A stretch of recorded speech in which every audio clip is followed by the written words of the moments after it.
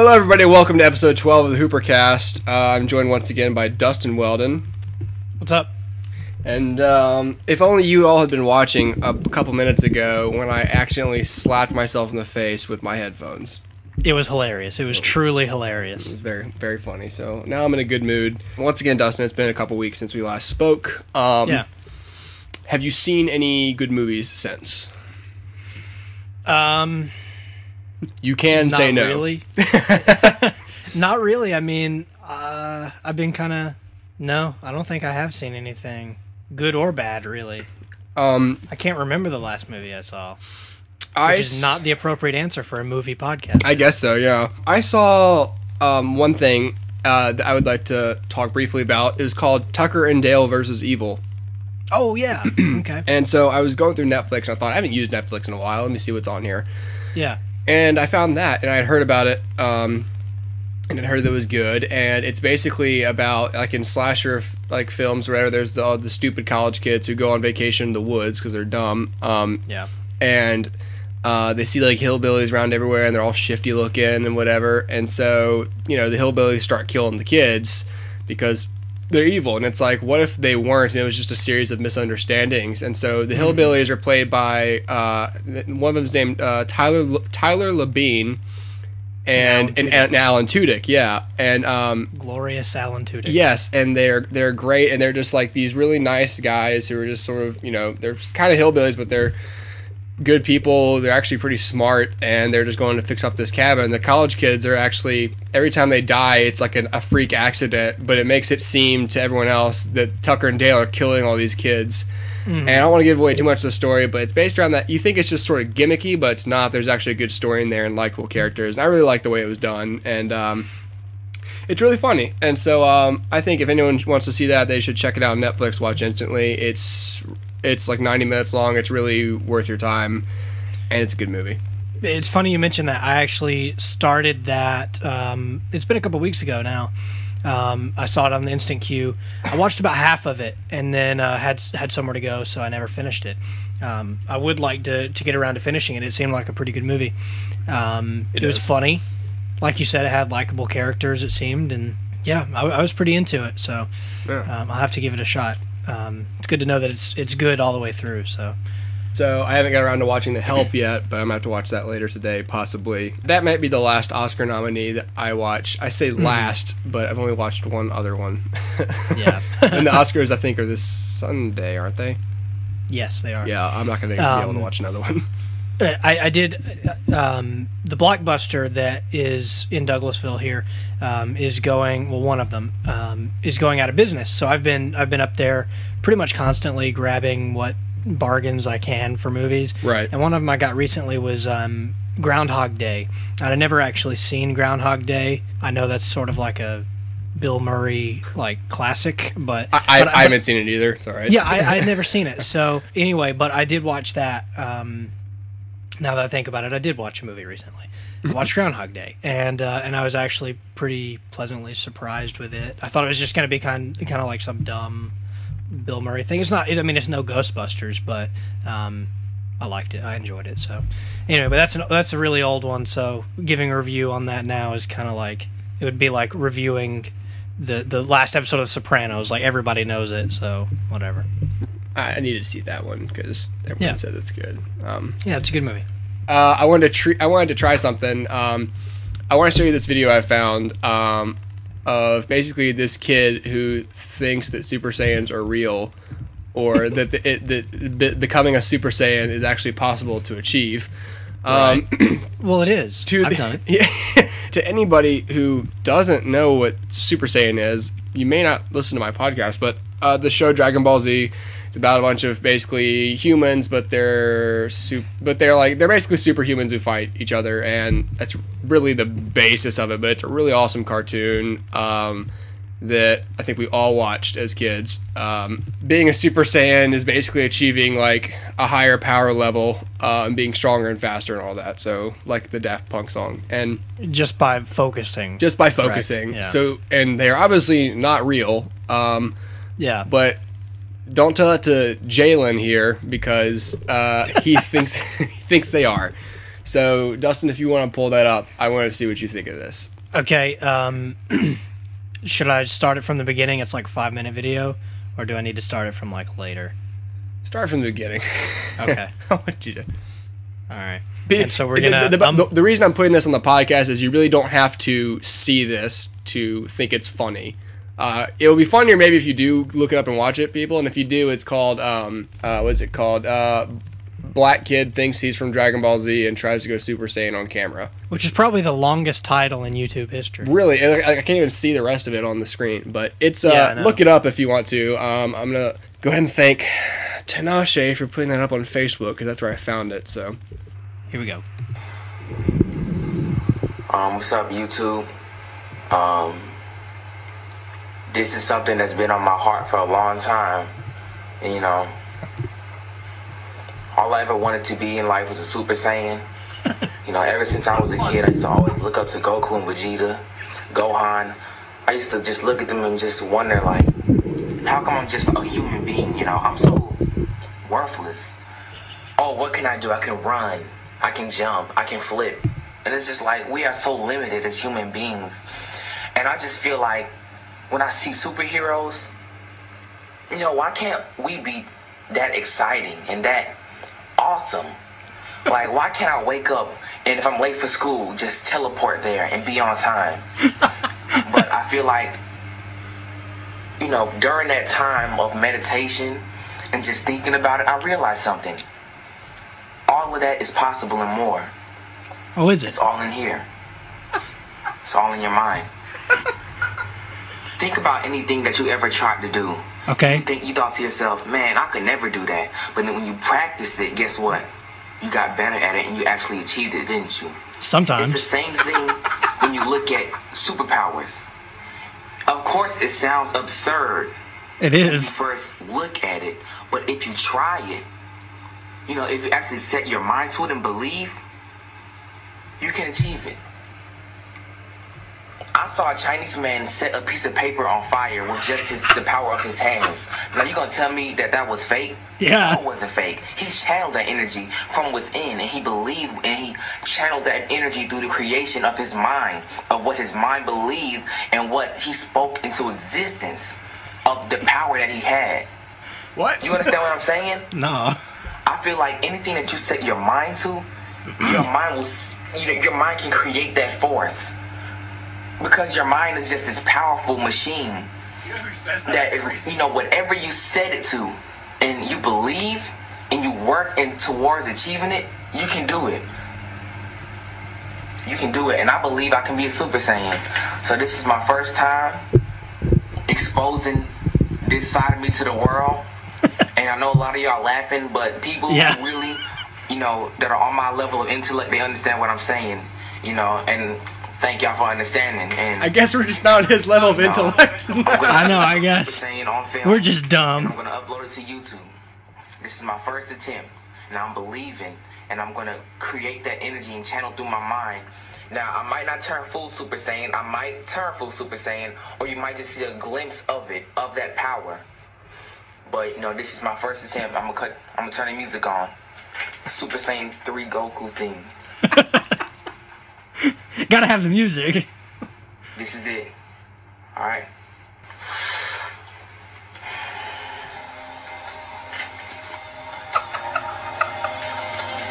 Alright.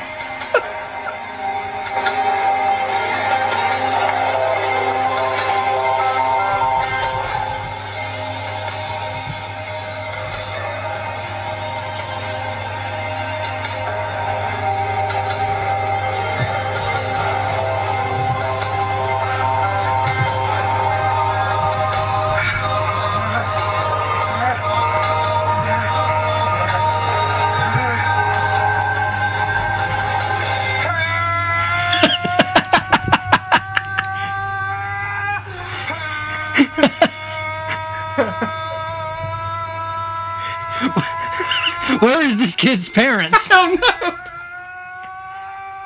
Where's his mom? Like,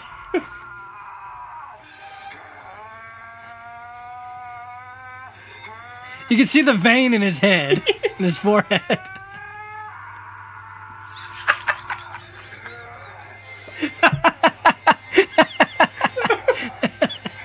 Off with the shirt. Here we go.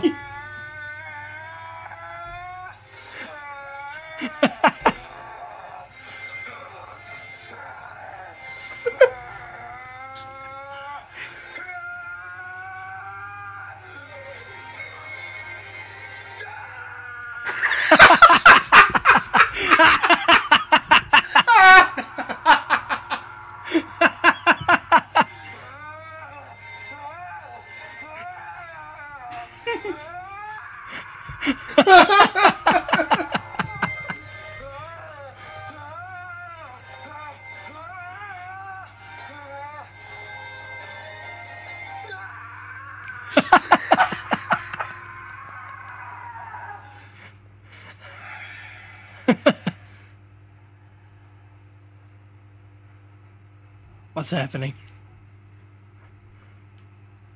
My name is Jalen, and I am a Super Saiyan. My name is Jalen, and I am a Super Saiyan. Anyway, I thought you'd find that video amusing. Pretty much just explained itself. So yeah. When you told me about it, I was like, okay, this it's just gonna be like a kid screaming for like a minute, but it's the little preamble to it that I think was the best, because all of the, like, he's a motivational speaker or something. Like, anything you can do, if you want to fly, you can fly. Like, anything you can set your mind to, you can do, except things that are truly impossible. I don't care how hard I believe it. If I jump off my roof, I'm not flying. Like, I'm gonna fall, plummet to the ground, and die. Yes. Well, anyway, I just thought you'd like that little gem. Yes. So, well, Dustin, I figure now we can get into some film news. Now we've warmed up the audience if they didn't go away after hearing that kid scream. So, yep. So the first thing on the page is a Decepticon engagement ring. That is awesome. Which I thought Hooper would find relevant to, current life. For anyone, I think everyone who's listening knows, because if you're listening to this, you probably saw the link on Facebook. But if you just got on Facebook after like 3 months or something, I just got engaged. So, yay for me! I can't tell if you're cheering or not, or if you're thinking, yes, we know, keep talking. There we go. Yeah, that's funny. I hope the girl is not anything like Tara, or she would not like this ring with this alien race on it. That's really cool, though. American Reunion? Didn't they already do? Oh, they did American Wedding. That's right. Yeah. American Reunion. This is like everybody all back together kind of thing, and I haven't seen any of the American Pie movies. Yeah, I feel like I don't want to get on a high horse and say, as a mature adult, I don't think I'd find the whole premise funny. At the same time, I'm really not above that at all.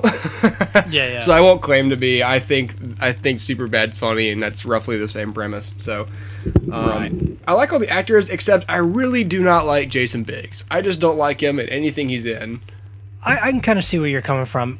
He has I don't know, some sort of I don't know. I don't even know how to describe what he has, but it's just irritating. You know what I mean?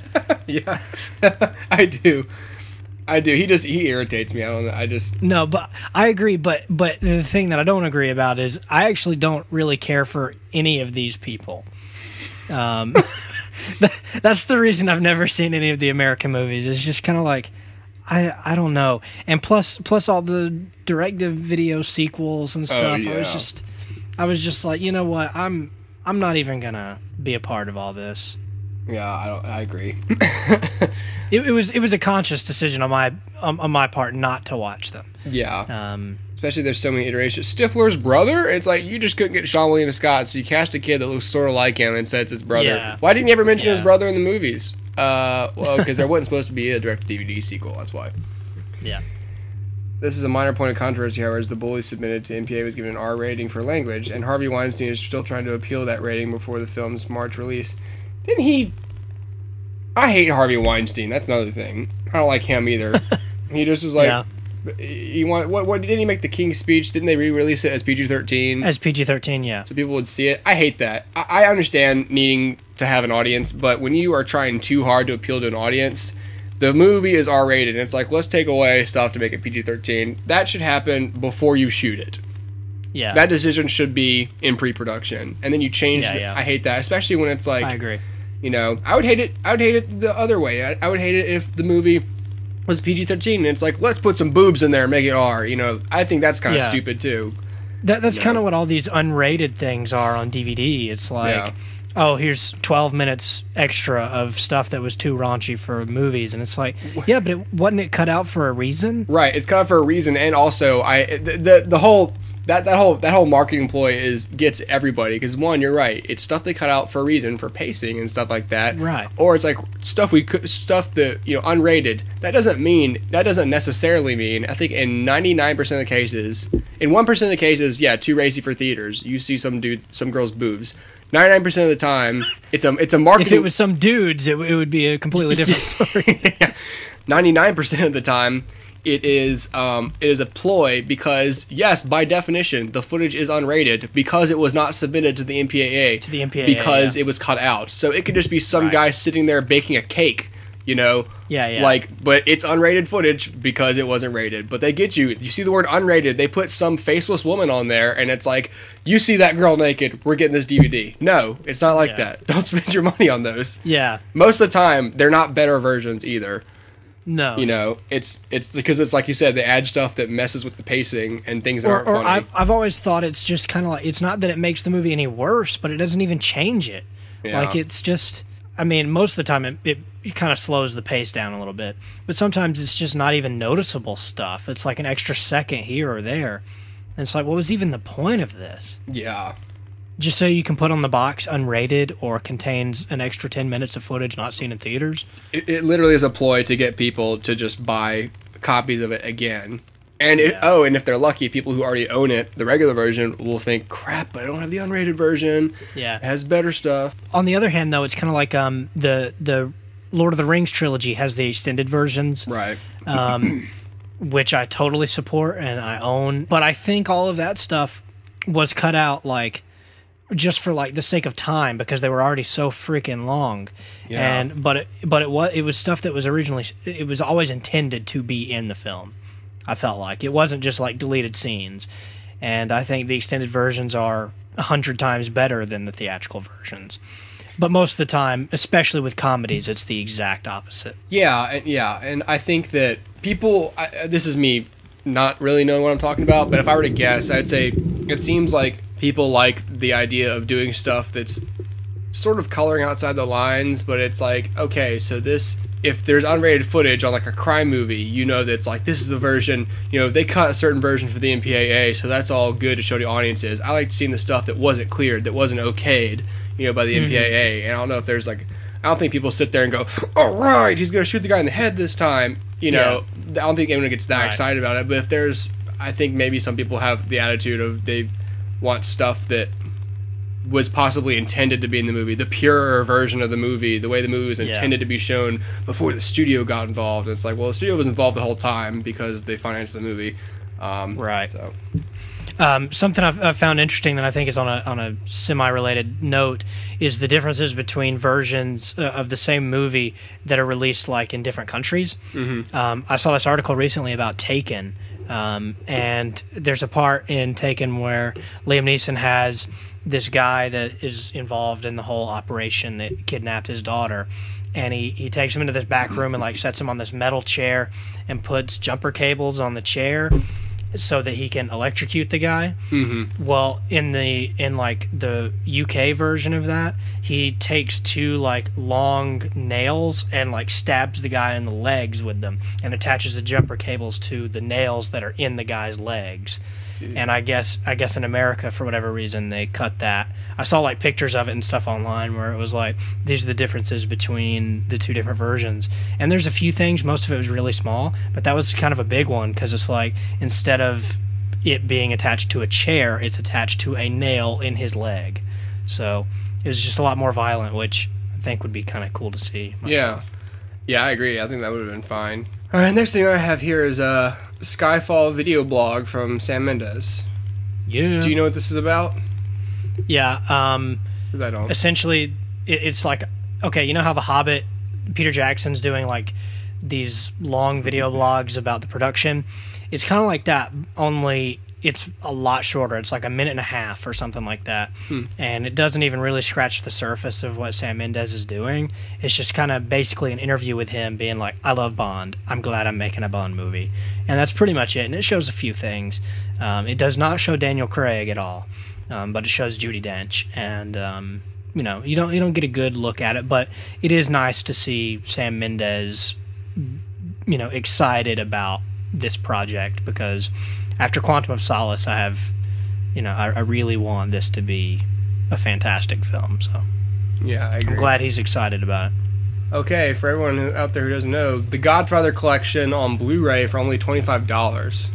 It was yesterday. What? Just yesterday? Yeah, just yesterday. Crap, I just disappointed so many people. Including myself. Oh. Yeah, it is back up. It's $40 now. Which still isn't bad, I guess. Still not bad, but 25 sounded better. Yeah. Oh, wait a minute, hold up. Yeah, it's $39, but then takes like 2 to 4 weeks to get here and junk. Anyway, it's a lot more than $25, which sucks. But then again, I thought about buying this yesterday, but I've never seen Godfather Part 3. I don't have any plans on ever seeing Godfather Part 3. Right. But I love the first two, and you can buy the first two for cheaper than $25. So I'm just gonna, you know, if I was gonna do that, I'd just do that. Yeah. I'm not gonna pay extra for the third one when I never watch it. So. There's an article about Guillermo del Toro producing an animated Day of the Dead feature. All I'm focusing on is how creepy that picture of him looks. He's a creepy guy. He is kind of a creepy guy. He's creepy. His beard is too long for the amount of thickness it has, like the surface area that is covered by hair. It's just really stringy and long and kind of nasty, and I don't know. I like his like rose tinted glasses. Makes him look kind of like a cannibal. He looks like a mad scientist. Like that's what a mad scientist would look like on like G.I. Joe or something, like the 80s cartoon. If he lived with his mom on his couch. Yes, that's what it looks like. Here's something that I think you would like. Robert Downey Jr. would have played Lex Luthor in McGee's Superman movie. Yeah, I read that. What if McGee had made a Superman movie? Well, here's the thing. The points that he's making, it's almost like he's coming out and being like, hey, I'm kind of... I don't know. Okay, let me start over.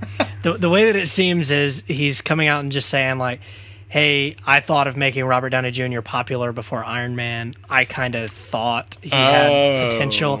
That's how it seems to me. But on the other hand, what he's talking about, McGee, for those of you who don't know, the long story short is this. After Superman 4 was made and it was so incredibly stupid, Superman kind of lingered in like this development hell kind of period where nobody was sure what to do, and then all of a sudden it picked up a lot of steam in the mid to late 90s with Tim Burton at the helm and Nicolas Cage playing Superman, and then all these different iterations including like Batman Superman and Superman Lives, which I think was the Tim Burton one, and then this one, which was written by McGee and was going to be directed by McGee and written by J.J. Abrams. So here's the deal. He was casting and decided, hey, Robert Downey Jr. should play Lex Luthor. So according to him, he had basically signed Robert Downey Jr. to play him, and then was looking at Superman and had pretty much narrowed it down to a few candidates, and one of them was Henry Cavill, who is playing Superman in this Zack Snyder version. And he was looking at Selma Blair and Scarlett Johansson for Lois Lane and Shia LaBeouf for Jimmy Olsen. So it was going to be kind of this like hodgepodge of celebrity people, except for I guess Superman. And anyway, it seems he's almost taking credit for a lot of things. Like, I don't know. To me, it just seems like he's being like, "Hey, I thought of all these people before you did." Ha ha ha. You know what I mean? But then it never worked out. And also, on a side note, the script for this movie was absolutely terrible. I love J.J. Abrams, but I don't think he knew what he was doing with Superman. I seem to say that about everybody, but that's because nobody knows what they're doing with Superman. But in this J.J. Abrams version, towards the end of the movie, we discover that Lex Luthor is actually from Krypton as well, and he also has superpowers. So that is completely not the character. For those of you that know me, know how much I love Superman, and I think Lex Luthor is the second best villain ever created behind the Joker. And there's just so much depth and complexity there that I think doing that would have completely ruined every bit of that. But anyway, going back to Robert Downey Jr., I like Robert Downey Jr., and I think he's really good as Tony Stark, and he makes a fine Sherlock Holmes, and he's a good dramatic actor. But I don't know that he has what it takes to play Luthor. Maybe I've never really seen him as that type of character where he's a villain and completely jealous and two-faced. And anyway, I think he's a good actor. He is not who I picture as Lex Luthor. So yeah. The quote from McGee reads, "We had Robert Downey Jr. locked up to be Lex Luthor, which I think would have been extraordinary," McGee enthused. "But his pick for the Big Blue Boy Scout is actually much less of a surprise. Ironically, we liked Henry Cavill a lot, but we hadn't cast him yet," he says of the actor currently wearing the tights in the upcoming Man of Steel. J.J. Abrams wrote the script, and we got that to a really good place in the end, but I'm to blame for the film not happening. While we've heard no shortage of a superhero movie casting over the years, the idea of then low-key Downey Jr. as Lex Luthor is enough to make us wonder a whole score of what-if fantasies, particularly considering his own subsequent ascension to the top of the A-list following Iron Man. First of all, Robert Downey Jr. was still doing drugs at the time. Right. What was this? What year was this supposed to be? Like 2001? It would have been early 2000s. Okay, wait, 5 years before Downey was cast as by Jon Favreau as Iron Man. Iron Man came out in 2008. I think when they cast him, it was 2007 or 6.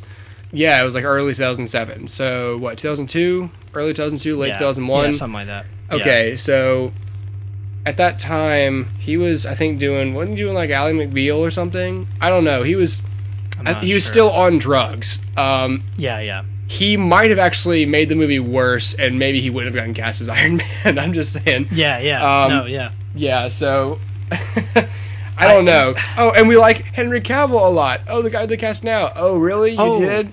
Oh. Yeah. Did you exactly? Did you also like Kevin Costner as Jonathan as Kent? Pa Kent? Yeah. Yeah. I mean, I don't know. I like Robert Downey Jr., but I don't see him as Lex Luthor. Yeah. Who else that's currently very successful did you also like? Yeah, exactly. Shut up, McGee. We like Shia LaBeouf, and we like... go by your name. What's his name's like something McGinty. Why just... Yeah. McGinty's not really a stupid name. You could... whatever. It confuses everybody. Like, I mean, obviously we know it's McGee, but like... every time like Terminator Salvation comes on or whatever, I just know like my dad and my grandfather always just go, "Who's MCG?" or whatever, and I'm like, yeah, it's not very clear. It's not really a name. No, it is not even actually half a name. It's like a third of a name. Yeah. Galaxy Quest director Dean Perso, I guess, heads up Red 2. Did you ever see Red? Whoa. Wow. Stereo, where available. Yes, I did. Did you? I did too. Did you like it? Yeah, I liked it. I was so ready to hate it, and I liked it. I was too. Tara was like, watch this. I promise it's good. I'm like, fine. And I watched it, and it was pretty decent. Yeah, I thought it was pretty good. I still don't like the premise, but I think everyone pulled it off better than I thought. Yeah, I think the third act kind of was a little weird, but I thought it was really fun, and yeah, I'd watch it again. Your microphone's doing that thing again. Dang it! Let me pause the recording. All right. Can you fix it?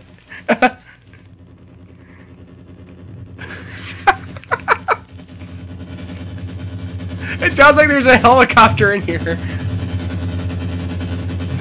It's just getting louder.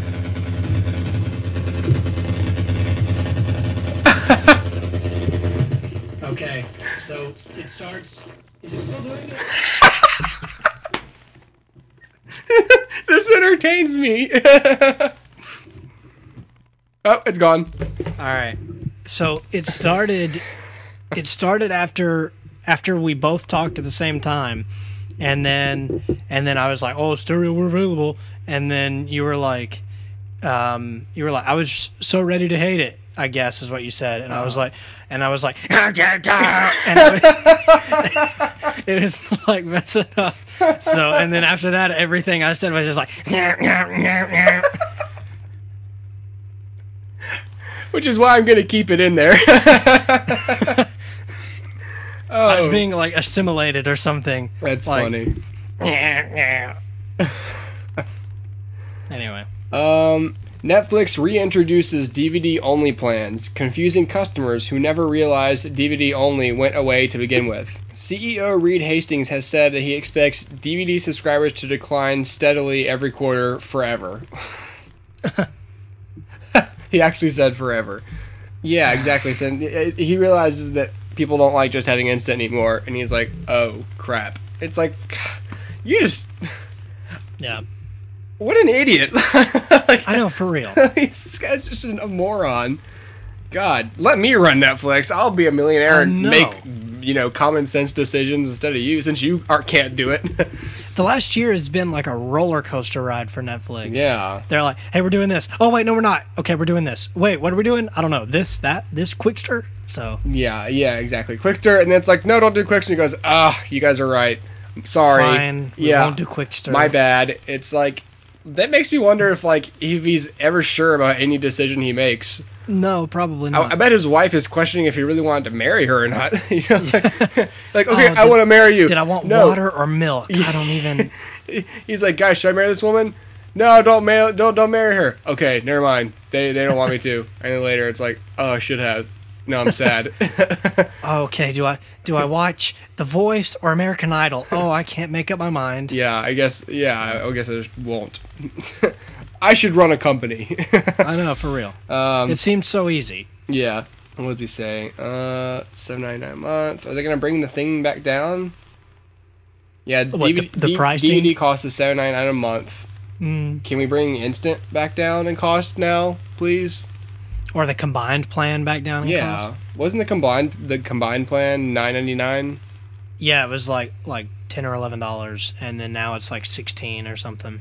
Yeah, for an instance, like, isn't instant still like $10, or is it? No, you're right. $14.99. Yeah, that's something. Right. Crap, I forgot about how much I was paying. That shit makes me upset. Screenwriter Simon Kinberg says X-Men First Class sequel will have more Magneto. Well, that's good. Yeah. He was like the best part of that movie. Yeah, I didn't really care for the movie overall. It was okay. I didn't either. I've never really been wowed by an X-Men movie, but I think it definitely has the potential. I think the best one is most certainly the second one. I don't think the third one's as horrible as everyone says, but it's pretty bad. But I just, at least it had like action sequences. Maybe not much. And this one had a good plot. If they would just combine, I don't know. I just want to see a Magneto movie. His story is the most. His story is really the only interesting one, really, at this point. I don't care about. I like whenever he was at that bar and he killed those guys at that bar. Yeah, I like that. That was awesome. What do you think of the concept of Act of Valor, that Navy SEALs movie? Oh, okay. This is interesting that you bring this up. Yeah, I had an argument with my brother about this. All right, yeah, I'd like to know what you think. Okay, so the big deal about this is they use active duty Navy SEALs to portray these characters, and they're actually using real ammunition, live ammunition, guns, it's live rounds, which I think is like the first time since the 1920s that's been done. My question is whether that's a gimmick, whether it's something they can put in the trailers to be like, oh hey, look how real this is. We have real people and real bullets, but it's like, but the real bullets don't affect me. I'm in an audience. It has. If you use fake bullets, it wouldn't have made any difference to me as a viewer, and you would have saved money on set because of insurance, and you definitely would have preserved the safety on set. Like, oh darn, actor died because of so.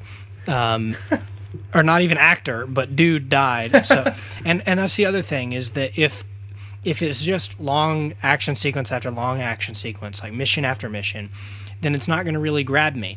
If there's like tender, like emotional moments in the movie, like there probably should be in any movie, right, then I don't know that these people can pull that off the way that an actor could. I saw an interview with the guys who are responsible for the film, and they said when they met these people, they were just convinced that actors couldn't appropriately like convey how great these people are. So they said, let's just let them play themselves or whatever. And I was just totally against that, because actors do more than just read lines. They, embody a character. Or they should anyway. I mean, you can talk all day about Tom Hanks versus, Hayden Christensen, but like they should embody a character, and Yeah, I agree. I don't agree with the whole actors can't completely convey real people. It's like, okay, well, maybe not, but that's only because they're not those people. They can only like do it to a certain extent, sure. Right. But you can't watch Saving Private Ryan and tell me that they didn't correctly embody someone who's at war, because Exactly. I think they did. And if you've been at war and that wasn't your experience, okay, it wasn't your experience. Who's to say it wasn't somebody else's? Yeah, exactly. Who's to say it wasn't somebody else's? So my whole take on the movie is that I think it's cool that maybe they're, I want to give it I don't want to just crap all over it, but I think it's a gimmick, because I think, first of all, using active duty, Navy SEALs at live ammunition, I agree you could have saved a lot of money, because that doesn't add a single thing to the movie. I don't think it adds a single thing. It's not practical. You're right. It's not practical. All it does is make the movie cost more and it doesn't give me any more of a sense of danger, unless I'm a grip and I'm in the direction they're shooting, which probably wouldn't happen. But I'm just like, well, I'm probably gonna die now. I don't want to work on this movie anymore. So I don't like the fact they're not using real actors. I understand. I think Transformers use a lot of real military to play the military. Mm-hmm. That's fine with me, because that makes sense. That's better, because when they're doing action in the background, a lot of extras don't know what to do. But soldiers do. They know, like, okay, well, when you're not shooting, what are you doing? Okay, you're doing this. Like, but that's just it. They're in the background. Exactly. I don't think that someone who doesn't act should, be a main character. Right. I think that unless they have acting experience or unless they can act, but maybe these guys are all great actors. But I don't think that. But that would be rare. I understand. Maybe it's gonna be a unique glimpse into what they do. And I'm not in the military, so what do I know? But I think The Hurt Locker was a great glimpse into that. Mm-hmm. And that was with actors. And, maybe this will be the one where people are saying, well, that's what it's really like. And it's like, okay. But I feel like that's a documentary's responsibility more than a narrative. A narrative, documentary, you can display emotions, but you're documenting real people and showing that. But actors are there to display emotion. And actors can... It's not... I think most people say people don't know how to accurately portray the military in movies, maybe because it hasn't been done very often, but the right crew and the right producers consult the military and get their input, and listen to it. Michael Bay does that on Transformers, a freaking movie about alien robots attacking people, and he went and consulted the military and said, look, what would you do if this happened? Like, how would you attack them? How many men would you use? Where would you put them? He did all that. I'm not going to argue the authenticity of Transformers over act of valor in terms of military procedure, but I'm saying he went the extra went the extra mile to obtain that detail, and it can be done without using a gimmick. Exactly. But I'm not saying the movie's gonna be bad. I'm not saying anything against the. Obviously I support the military. My best friend is in the military. Everyone. My military family, terrorist family is military. If I didn't respect the military, I'd be a friendless, a friendless, fiance-less, bastard. But I do, and I'm not saying they should be separate from movies, because no, I think that's a great thing for the military to be more involved in filmmaking, because you would get accurate things, But I just think that. We'll have to see how the movie's received. I don't know. People could say like, "Oh, it was actually surprisingly good," But it's like, you can just know that every action sequence, from knowing that they filmed training exercises, You know that every action sequence, the script was based around their training exercises. What can we say is happening during this training exercise? Right. And I feel like I'm going to have to see it before I can appropriately, critique it. Right. But if there are... But my fear is that if there are emotional moments, that these actors won't be able to pull them off. And just because it's like, okay, here's a guy talking to his wife, and even if they use his real wife, like it takes something special to be able to sell, a relationship between these two people on screen, even if they are really in love. Yeah. And so if they're both bad actors, it's going to come across, or if even one of them is a bad actor, it's going to come across as forced and staged and disgusting. So I guess my fear is that these people who aren't actors won't be able to get me on their side. Not that I'm against the military, again, like you said, but that I have to connect to these characters, and actors know how to get an audience. Good actors know how to get an audience to connect. Yeah. Even with, a jerk like Don Draper or Tony Soprano, how do you connect to a character like that who's making terrible decisions? And so actors know how to do that. These people don't. Yeah. And it may be incredibly realistic, but I don't go to the movies to see realism. I don't go to the movies to see... unless it's a documentary, I don't really go to the movies expecting to see something real. I want something that is, fabricated, that I can buy into as a bit of reality that I've never experienced, if that makes sense. Yeah. And so anyway, I don't know. It could be a great movie for all I know. I hope that the reasons they did those things aren't just to put it in the trailer so that people will come see it. But, it has the potential to be at least an interesting look into the inner workings of the Navy SEALs. So, okay, so the last thing I want to do on this episode is last time we were on the podcast, we talked about the Clue movie, and I got to thinking because we talked about how each time you play the game, it's a different person who kills Mr. Body, and so I really wanted to. I thought about, well, if I wrote a Clue movie, who would I pick as the killer? Like, who makes the most sense as the killer? So I decided to make a list of the characters and their traits and how they've been portrayed across the board and figure out who would be most likely to kill this man and why. yeah. So I thought it'd be fun, and I don't know. The first person on the list is Miss Scarlet. There's only 6 characters. Okay, I'll listen. There's Miss Scarlet, Colonel Mustard, Mr. Green, Miss White, Mrs. Peacock, and Professor Plum. And so Miss Scarlet, from everything that's been going on, is kind of this young, attractive, cunning femme fatale. She's vain, she's flirtatious. In the Clue movie, she was like sarcastic, and she runs like a secret escort service in Washington. Escort, like a does that make her like a prostitute, that sort of thing? Like, Yeah. Or like she literally escort. I guess I'm naive, but No, yeah, that would be prostitution. right. And so you know how in the game there's like the 6 weapons or whatever. So they're each given a weapon by Mr. Body. So in the movie, so I wrote down that she was given the candlestick by him. Don't know why. It seems like a stupid gift. Yeah. Why Here's not a candlestick. Why not? Hope you don't kill me with it. Why not a set of them? For Yeah. Here's one candlestick. Find a place in your house to put it. Yeah. Wherever you want one candle on this obscenely large candlestick. That candlestick is like 2 feet long. It's like a huge candlestick. But in the VCR game, I wrote this down, but I don't really agree. I'm not going to pick and choose traits, but that's why I'm including this. In the VCR game, she was a spy, like international espionage. I think that's dumb because you're taking a character, because basically the characters are all just supposed to be archetypes.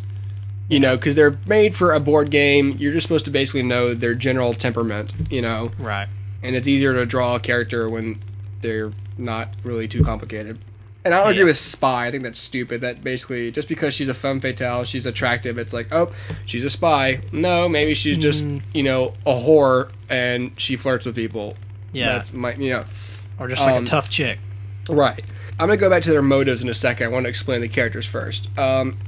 Colonel Mustard, the great white hunter, like a big game hunter, and colonial imperialist, which if you don't know what imperialism is, it's rule by domination and subordination.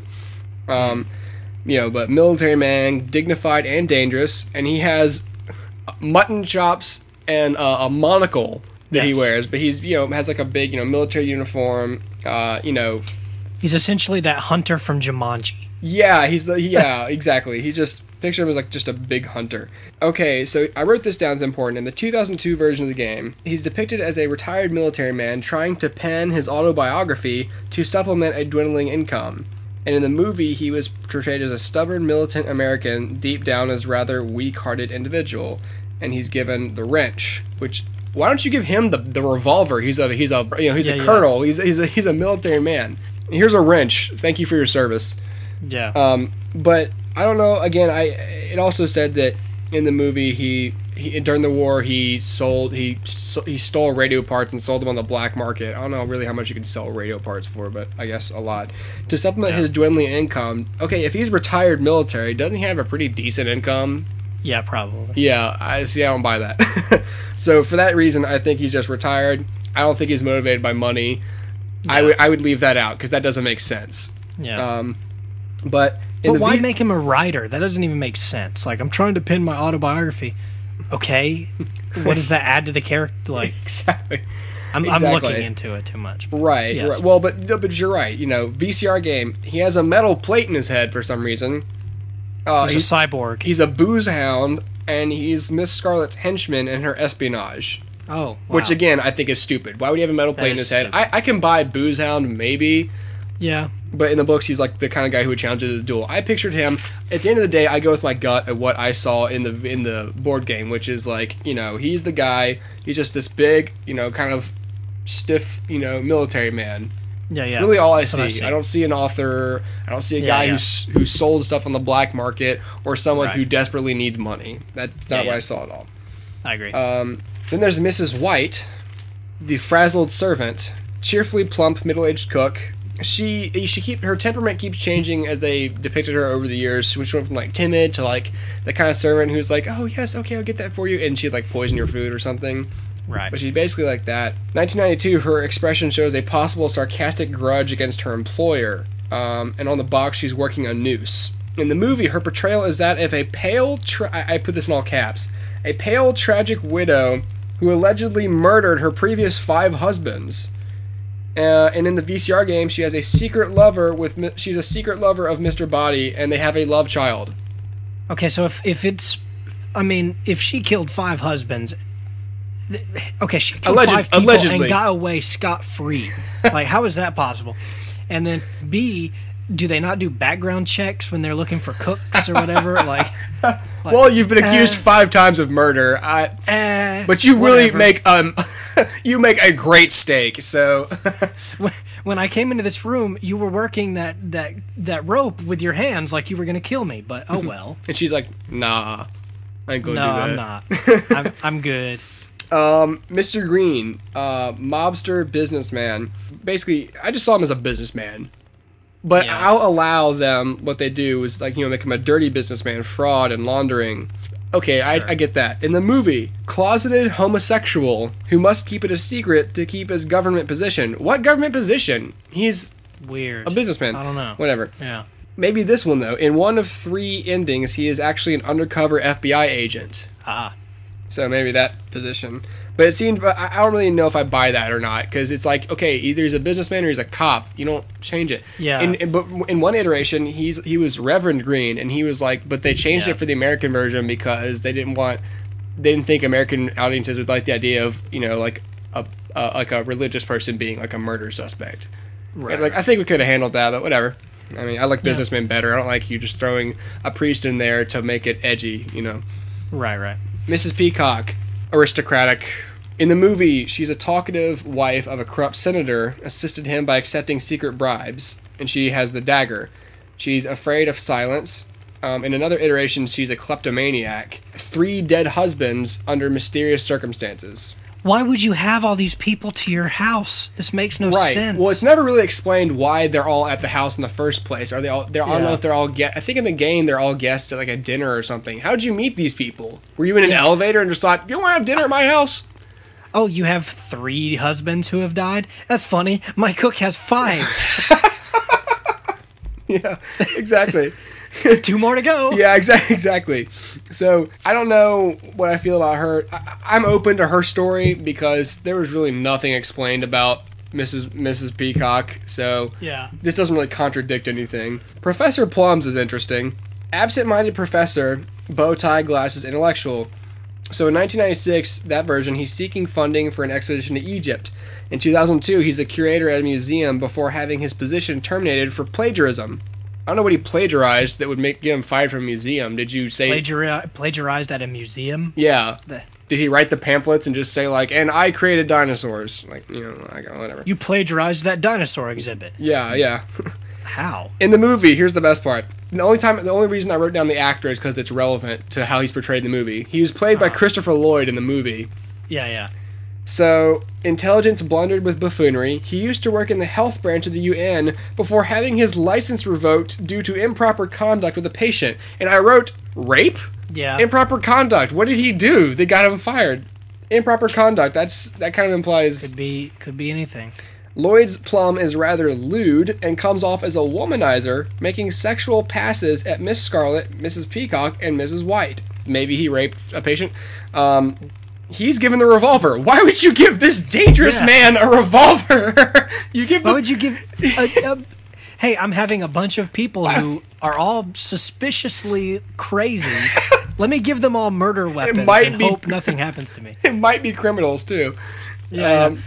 2 of them have multiple dead husbands. This makes... in the VCR game, he has homicidal tendencies as he killed his wife in an act of desperation to complete an experiment, and he's Body's son-in-law, meaning that he married Body's daughter and then killed her to finish an experiment. And he's like, here's this gun, here you go. I don't really know if I like that, because then it's like, you've taken people... The whole point is that none of these people are supposed to be, like, murderers beforehand. Yeah, exactly. Because if any one of them is actually a murderer, then it gives them so much more motivation, or, enables them so much more to murder him. The whole point is that none of them are supposed to seem like murderers. So I reject that he purposely killed his wife to finish an experiment. But, so I wrote down their motivations. Like, why would they kill him? Miss Scarlet. I don't see a reason why she would kill him. Colonel Mustard, only thing I could think of is that Body found out about his profiteering during wartime. I don't know why Body would care. I don't know if that's such, whatever. Mrs. White seemed to have the most cause to kill him. Because if she had a love child with him, maybe she'd want to cover that up. I don't know. Plus the track record with killing 5 husbands. Yeah. There's that. Kind of a dead giveaway. Disgruntled servant, Mr. Green, the only thing I put was he killed him for money and because maybe Mr. Body found out he was gay. He's like, I'm going to tell everybody, no, you're not. Mrs. Peacock, no cause at all. Professor Plum, I don't know. If he killed his wife, maybe Body found out and he killed him, or because he's a rapist and Body found out about that. I couldn't find any reason why any of these people would kill this man at all. Yeah. So, but I wondered, what about Mr. Body? Like, what is it about him? So I wrote about. I was like, okay, what's him? Because I thought he was just a butler, like in the. And not to mention that we're seriously extrapolating this game. True, but whatever. But skipping the board game because it's like, oh, he's like this rich guy, or maybe he's, before his 30th birthday he dies on a yacht. I always thought he was like at least 40 or something. But I'm going to film, television, all that stuff. Include the movie. This is the one that seems like because everything else basically depicts him as a playboy. This is the only different take on the character, and I mentioned everyone else's movie portrayal show. Okay, Mr. Body is the ultra-patriotic McCarthy supporter and blackmailing owner of Hill House. Contrary to the image of the suave playboy or dignified doctor offered in the previous incarnations, this body is a stereotypical wise guy with slicked back hair and designer stubble who dresses in solid black. Convinced that the 6 main characters are all thoroughly un-American, he has been blackmailing them for some time. The motive for his murder, therefore, was to stop the blackmail. However, his plan backfires and he is shot with the revolver in the study. Or was he? Later, his body appears a second time with candlestick wounds. He is killed by different suspects in each of the endings, but always with the candlestick in the hall. In the film's third ending, it is revealed that the mansion's butler, Tim Curry, is the real Mr. Body, and that Mr. Body is actually the butler, the two men having assumed one another's identities in order to draw out would-be assassins. Shortly after this revelation, the real Mr. Body pulls a gun on his guests and holds them hostage, but is shortly thereafter shot and killed by Mr. Green, who reveals himself as an FBI agent sent to infiltrate and break up Body's extortion ring.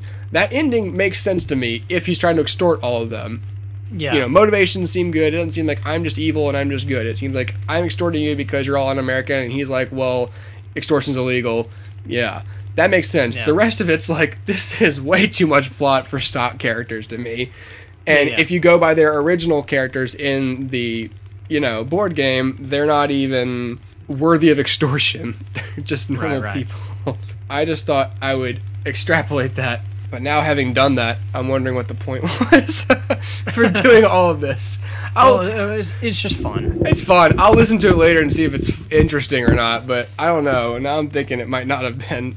Well, I think you were going to say, like, if you were writing a movie, who would you pick as the murderer? You'd have to establish who Mr. Body is, and who he might be dealing with, because Mr. Body was a business partner of Mr. Green in one of the iterations, and so, that's why he killed him. But you don't want to combine all the iterations. You want to pick the ones that make sense. If you're writing a movie, you have to give them some sort of depth. But I would start in the not all being criminals part, or maybe you want to go that way. Yeah. But why would Miss Scarlet be a spy, And why would Colonel Mustard work for her? She's a call girl, and he's a retired military man, I just think that to establish who he is, I like the best part about him is that he's supposed to be a good person who's died. And if he's like an extreme McCarthyist or something, or he's anywhere outside of a nice butler, then maybe that's why they had to give them all this other seedy stuff in the movie, because if you just play a board game, it's just a board game where 6 people kill a guy. The only reason they have personalities is to determine what they look like, Right. So maybe people way back in the 40s when the game was made already thought of this and thought, let's just make a board game. Yeah. The thing is, if you're making a movie out of this, there's always, and I think the Clue movie was this, is there's always that flip-flop where, okay, here's a character, but they're really this, and then here's this, but they're really this. And so at the end, whenever everything's out in the open, it's like, okay, the guy who's dead isn't the guy that we thought he was, and that guy is actually this guy, and then there's this guy over here who's actually an FBI agent, and there's just too much flip-flop. And I hate when movies do that, because like you can do that like once or twice in a movie, but then beyond that, it's just kind of like, okay, come on, stop flip-flopping, because it's so it's like cheating, because in a mystery like this, the game is, can the author or writer or board game creator give you every clue and you still not solve it? Like, that's what Arthur Conan Doyle was doing with Holmes, was, let me give you every clue, but you're still not as smart as Holmes. Here's how it happened. Right. But when you flip-flop like that, it's like, wait, but we didn't have all the clues. We didn't know this. Nobody knew this. It's kind of a cheap way to like solve the crime and be like, oh, well, actually, here's what happened, and there's no evidence to that. So if you're writing a movie about this, you really have to avoid that temptation to like flip-flop constantly. But I think if I were writing it, I'd either use Professor Plum as the murderer. I guess in my head, he was always like this nerdy, like, I guess, withdrawn and like socially awkward kind of guy. And I just think that like him killing a guy would be like, oh yeah, that'd be cool. I don't know. It just seems like that to me. And then the other one, I guess the one that makes the most sense is Miss White, because she could be like legitimately crazy and creepy and like have a secret past that her employer doesn't know anything about. She's the only one who's depicted as having a grudge against him. Like, she's the only reason who, first of all, would be in the house, period.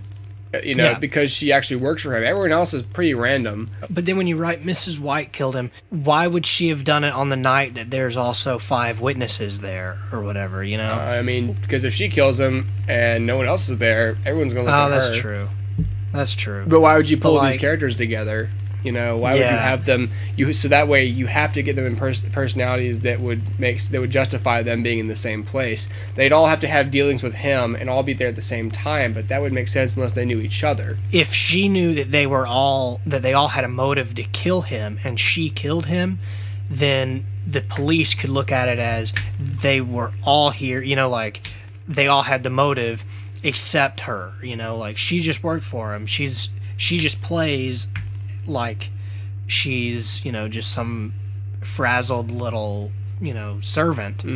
But in reality, she's like an evil mastermind who's like, yeah, all these people want to kill him, but I'm going to be the one that does it, and they're going to go to jail for it.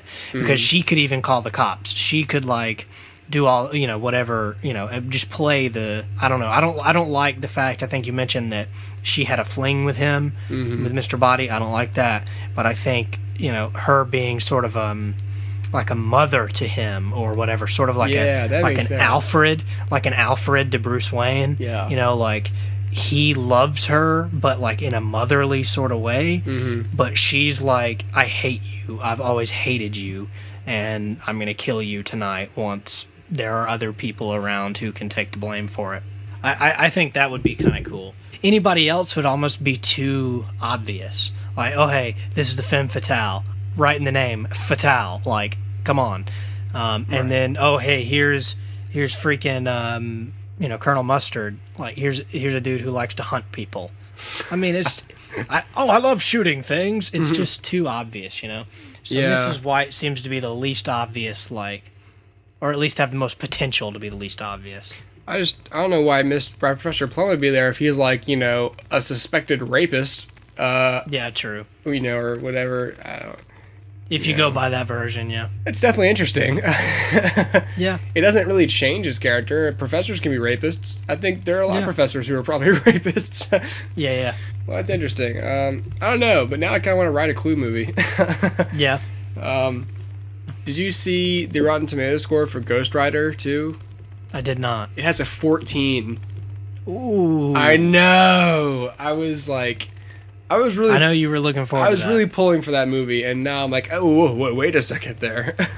So now I still am contemplating whether I should still go see it, because then I rented that movie for nothing. I can't remember if I told you or not. I was like, I don't know if two wrongs make a right, though. Yeah. Maybe I'll just wait for that one, but yeah. Everything else got Safe House as a 53, you know, This Means War as a 25. Surprise, surprise. Oh, yeah. I had a friend of mine tell me, like, see, I think that looks good. And I was thinking, like, see, I would like it to be good. I like to be proven wrong. But at this point, it's usually, yeah. No. I'm with you. Yeah. All right, Dustin. Well, I think we'll put this one to bed, and I'll try and have this up by Saturday. Oh, but I forgot to say what day it is. It's Wednesday, February 22nd. Just re-record the intro or something. Maybe. But by the time people listen to this, it'll probably be, Saturday the 25th. Hopefully. That's usually when I try and get it up there, so. Yeah. Yep. Anyway. All right, Dustin. All right, Hooper. All right, goodbye. I had fun. Yes, Thanks for having me. I'm going to try and I really think I should have a movie review next time I do this, so I can, yeah. I don't know. Yeah. Yeah. Oh, also, I want to encourage people to, first of all, I want to shout out to Murphy Crotwell, who I ran into at the Mardi Gras Ball. Yay, Murphy. Thank you for listening. But also, I want to ask people, I figured I should take, maybe this could be a way to get people to interact, is I would like people to suggest to me a bad movie for me to watch and talk about. Maybe one per month, like a bad movie of the month. And it can be like actually bad, but I prefer it to be like fun bad or harmless bad, so that I at least am not angry when I finish watching it. It can even be like bad awesome, like Crank 2 or something, but just give me something that's not really a good movie that you think I should see and that you'd want to know my thoughts on. And I'll pick the one that maybe either sounds like the most entertaining to me or whatever, and I'll talk about it. Maybe you can do one per month. I don't know. I've got one for us. Oh yeah, Superman 4. Have you seen it? Yeah, it's been a long time. Is it on Netflix? I don't know. Prefer to be on Netflix just so I could get it easiest, but if not, I can go to the library and go rent it. Superman 4 is one of the worst movies ever made. Yeah? Yeah, I mean, it's just hilariously bad. Alright. Put that one into consideration. So, or Batman and Robin. That's always fun to watch. There we go. See, that's see, people films like that. They're like, okay, it's not gonna be like a chore to watch it. Maybe I'll still have fun watching it, but by no means is it a good or competent movie. So think of some good ones for me, and suggest them, and maybe, you know, put them on the Facebook wall. I might just write that on the link, but do it. Give me some good suggestions and I'll watch it. All right, everybody. Well, thank you for listening. I'll try and have another one up next week as well. So, until then. Sounds good. Goodbye. Goodbye, everybody. What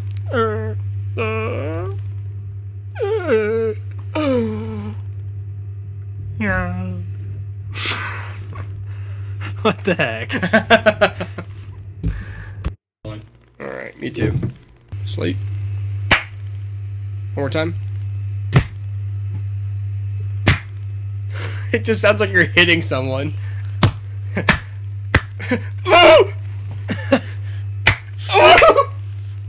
Stop! All right. I'm sorry. Okay, one. I have to. One more time. Slate it. Okay. All right. Anyway. Maybe I should slam my cup down onto the table. Nah. No, it's way too. I already got it.